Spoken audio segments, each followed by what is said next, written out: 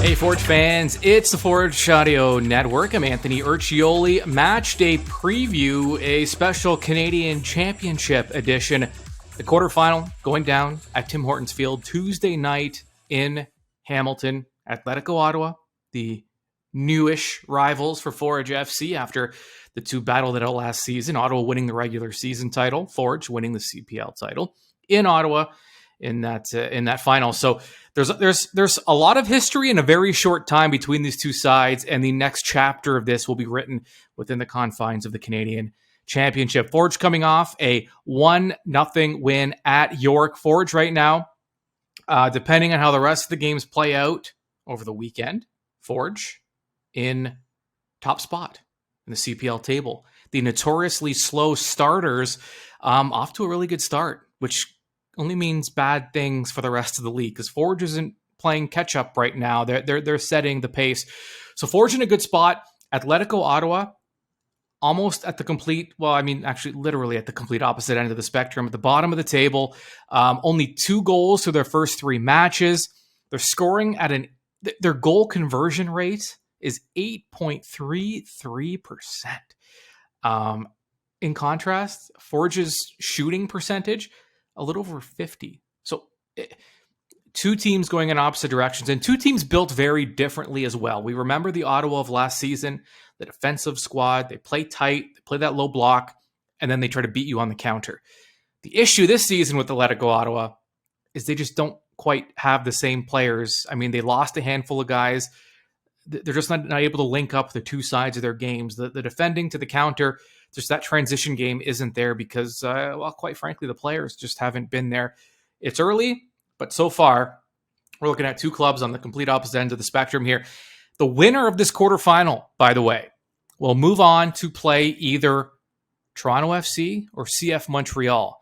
So the reward for winning this match will be a date with an MLS club in the Canadian Championship semi-final. And Forge and Forge fans want another crack at both of those clubs. So whoever wins, regardless, comes so close. Okay, regardless, we got to get through Ottawa first. That's Tuesday night at Tim Hortons Field. We're talking Ottawa, and so, of course, we're going to bring in one of our all-time favorite guests, Gordon Smith, color analyst for Atlético Ottawa on TSN 1200. And he is the exact kind of people we need in this league. Lifelong soccer fan, came to Canada, lived in a bunch of different places. He has a different appreciation for the sport, for the country, for the growth of the sport in this country, and he joins us now. It's last year, we know this rivalry that kind of built up between Ottawa and Forge. And we're familiar with that Ottawa club from last year. They had a very distinct style of play. How does last year's Ottawa compare to this season, even though we're very early? And I do want to, by the way, throw out there, we are recording this before Ottawa's match, league match going into that Canadian Championship tie. Yes. Yeah. Yes. I want to throw that out there in case people are listening and going, "What, Gordon, he's missing all these points." But yeah, so that's why. Yeah. But we are recording this ahead of time. And of course, after Forge won last night, which was a big win, it puts them at top of the CPL as well. So, I mean, obviously, CPL teams as a whole, Anthony, as you know, that there tends to be turnover. In some cases, 2 starters, 4 starters, some cases even 5 or 6 starters. And that really does take away from the chemistry. When you look at the success this team had last season, I mean, from the back, you've lost Drew Becky. From holding midfielder, you've lost Sissoko. From wide on the right, you've lost Tabla. And up front, Brian Wright has moved on to York. So there are 4 very, very major pieces of this Atlético Ottawa team that won the regular season last year and, as we discussed, lost in the final to Forge. And I don't think quite right now they've been replaced with like-type players. And I think one of the bigger glaring issues right now is they just don't have that natural 6, that natural holding midfielder.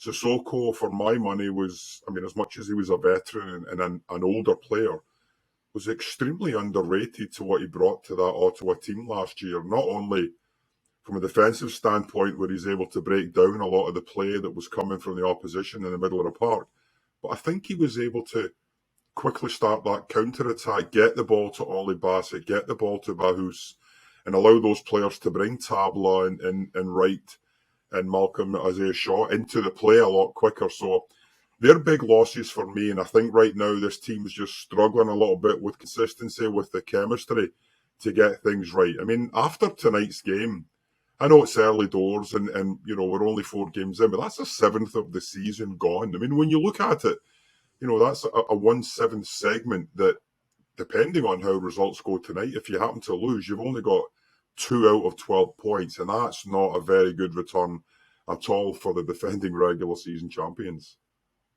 You mentioned holding midfielder, and it's one of those positions that it gets overlooked and maybe underappreciated at times because it's not the most flashiest of positions, but it is that linchpin in whether you're trying to build or as part of your attack. With Forge, Hojab Rapport is there, Ashinyoti Janssen can step in, so there's some depth. But you bring up a good point. It just holds things together. It's just a very overlooked position at times, but a crucial one.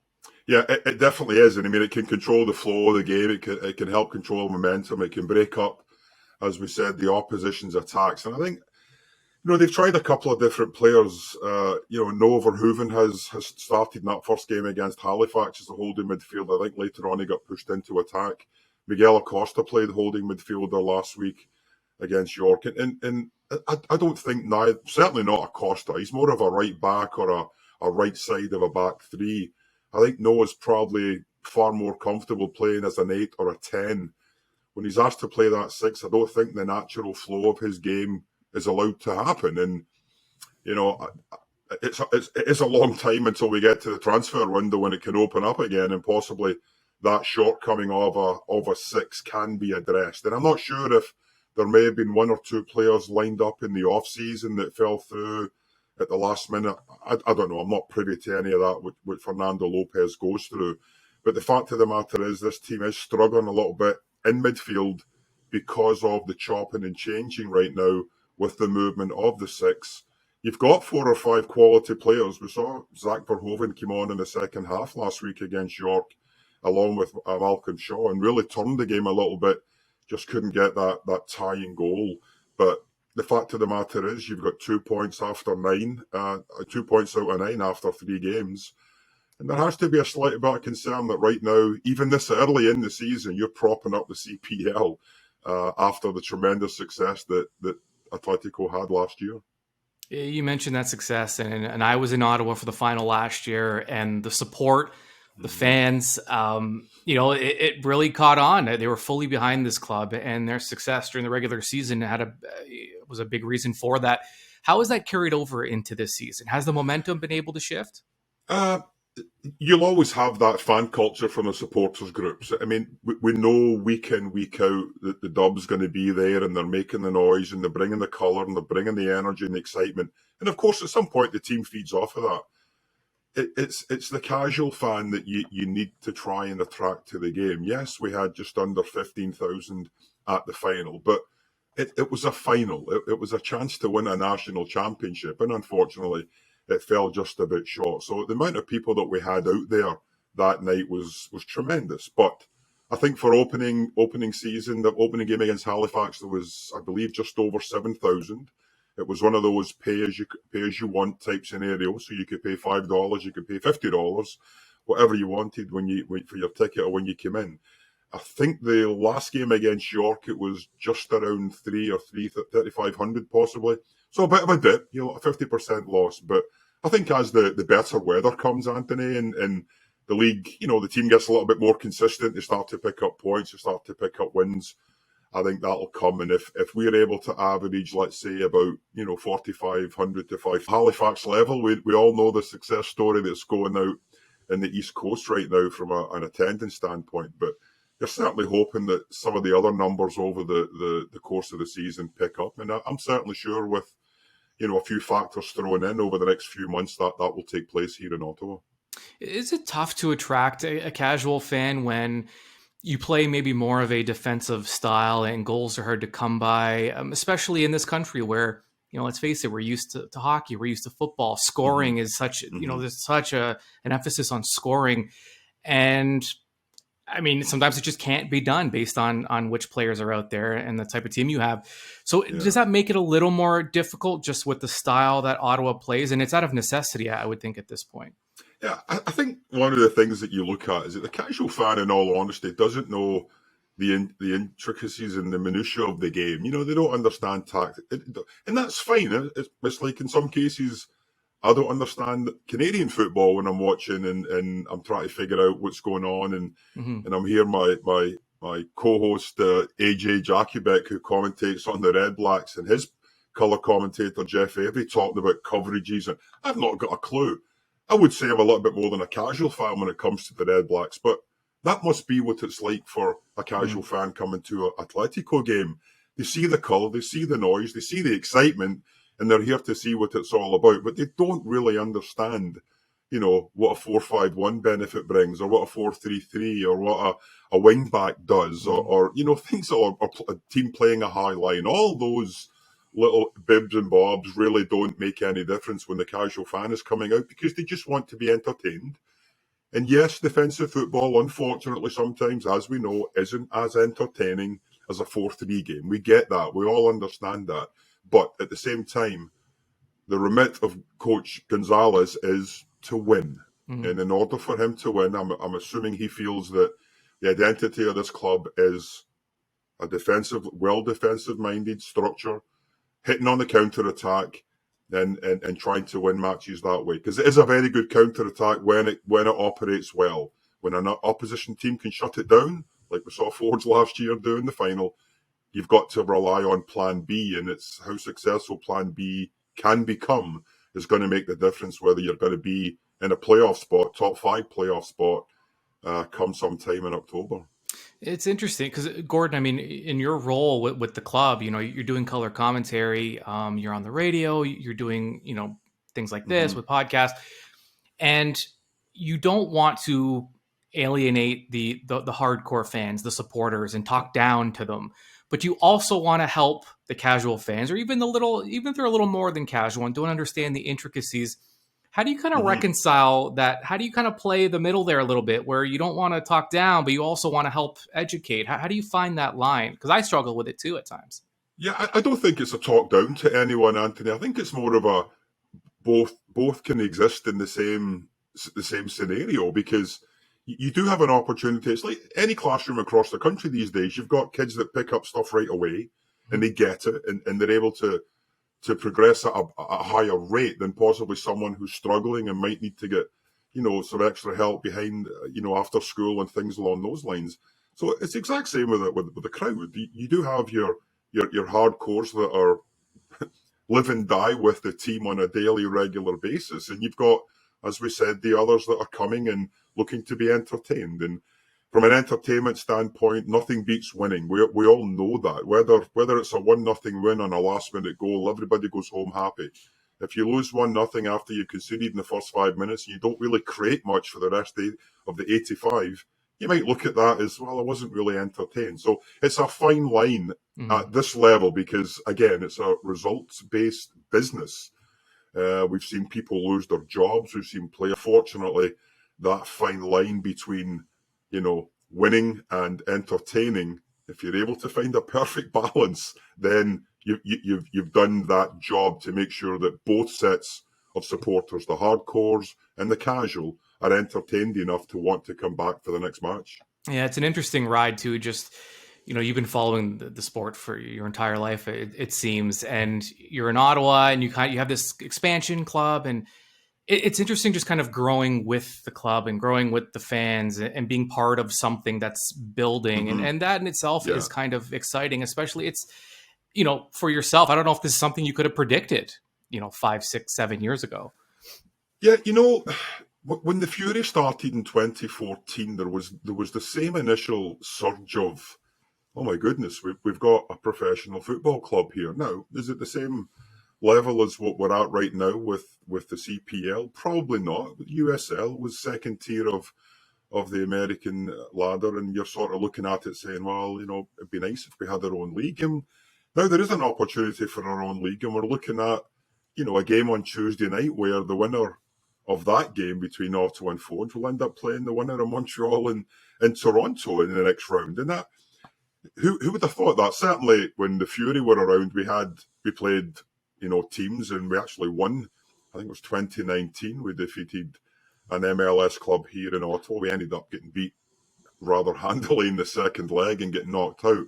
But we had that back in 2014. And then I think the lack of success and some player turnover and coaches turnover, I think even the hardcore fan was kind of turned off a little bit as to how it ended the last year or two for Ottawa. And now we've got this tremendous surge of city pride. And I'm sure all cities across Canada that have CPL teams and that wish to have CPL teams are looking at the same scenario and saying, we just can't wait, whether it's, Saskatoon or someplace in Quebec or some, down the 401 corridor. It doesn't make any difference. The fact of the matter is, you have that initial surge of pride, the initial surge of, this is something of our own now that we can build on. And fan culture is so important. You see it at hockey games, yes. We get the fact that, the Leafs can sell out the building, or the Senators these days are selling out the building.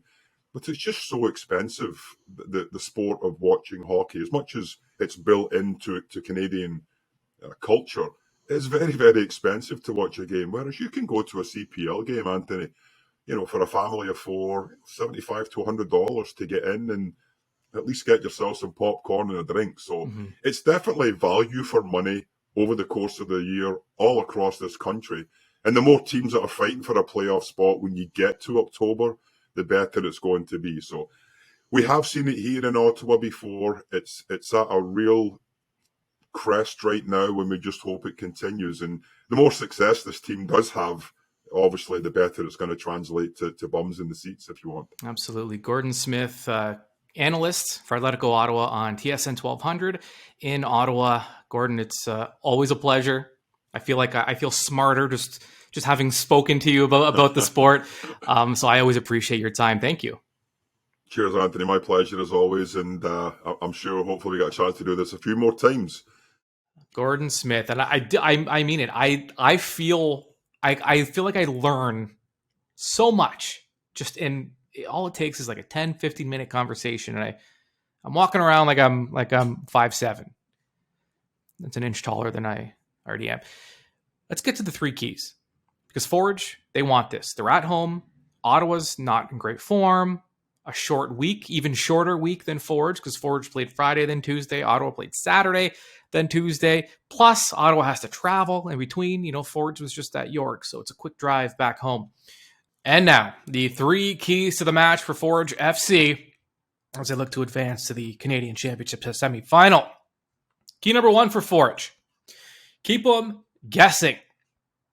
Every match, every time Forge steps on the field, they've had a different look, different lineup, different formation, little tweaks to the tactics and the way they want to attack. The best in sports, we get a little too hung up on continuity in a sense that, well, we got to keep things the same so the players can, get used to playing their position and used to playing with each other. Forge has had this core squad for a number of years. The continuity's there. The consistency's there. They're training together. The versatility. You have guys that are playing in multiple positions.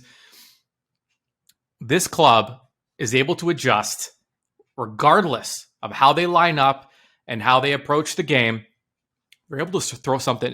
They don't need the same thing every game. The versatility is there as a key for Forge FC. Use that to your advantage. Keep them guessing.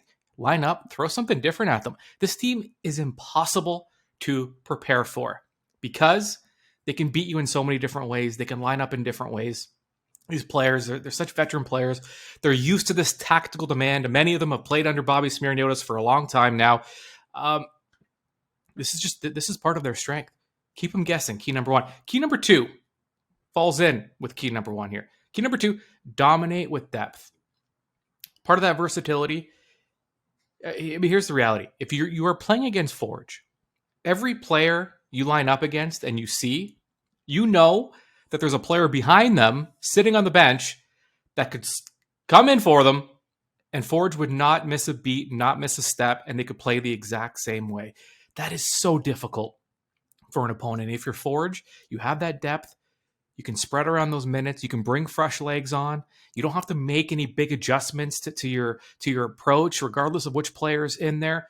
Dominate with depth, like only, and quite literally only Forge FC can do in the CPL. Key number 3 for Forge FC. Let it rip. This club is, their shooting percent, it's over 50%. Ottawa, on the complete opposite end of that, they're struggling. Also, and I found this interesting, Ottawa is dead last in the league in tackles won. Now, we know they defend. There's a passive way that they defend. If they're going to play that way, let it rip. Take some shots. Take a chance from distance. Challenge them. Let them know. Let them know that you're not afraid. If they're going to give you space, you're going to take it. And this is how you get your second chances. You get your deflections. You get your rebounds. Adds even more chaos to a club in Atlético Ottawa, who they want to be able to defend and be comfortable in the way they defend. They want to be able to sit, read the play. When you start firing, when you start letting it rip, it completely throws things off. It changes things. Now you have to react. And just this is how big that discrepancy is. Ottawa's dead last in tackles won. Forge is second last in tackles won, but Forge has the ball all the time. They're always on the attack.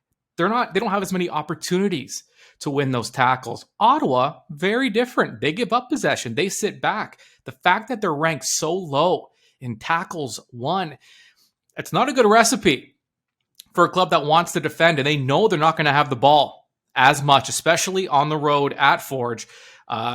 You're expecting Forge to dominate the possession game, and Ottawa's not going to be able to keep up. And if they can't win their tackles and win their challenges, and you're Forge, let it rip.